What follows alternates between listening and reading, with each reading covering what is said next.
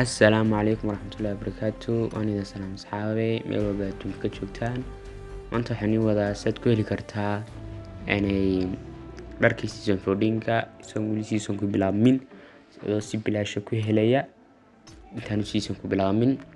Marka sidaan wada ogtihiin update-ka cusub wax lagu soo biiriyay 0.19 waxyaabo badan, xagga sanduuqa ka hooseeya waxyaabo kala badan. Qaybtan baa ka mid ah oo waxyaabaha aad soo ururinaysid iyo qayb kale, laakiin qaybtan doonayna waa Living Adventure xagga ku qoranta taabansa ninka sanduuqa eeda xagga eeda markaad ku degtid dharkaas season 14 ay ku qoran tahay sidaad wada arkaysaan aad helaysaa iyo waxyaabo yaro kala badan.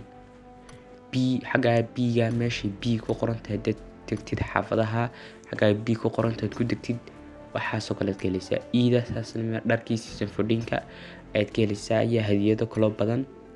meelahan kalena way ku furmayaan marka labada aad saddexda meelood kala dhamaysid inta madowgana way ka qaadmaysaa oo sanduuqa qufulka yar baa ka qaadmaya. Marka waxaad ku filin kartaa maabka la yiraahdo Living cusub 0.19 kala socday. maabkaas ood ku ciyaaraysid ood ku degaysid meelaha lagu kala calaamadiyay ood ku dagaaltamaysid si aad u heshid dharka season 14. Assalaamu calaykum.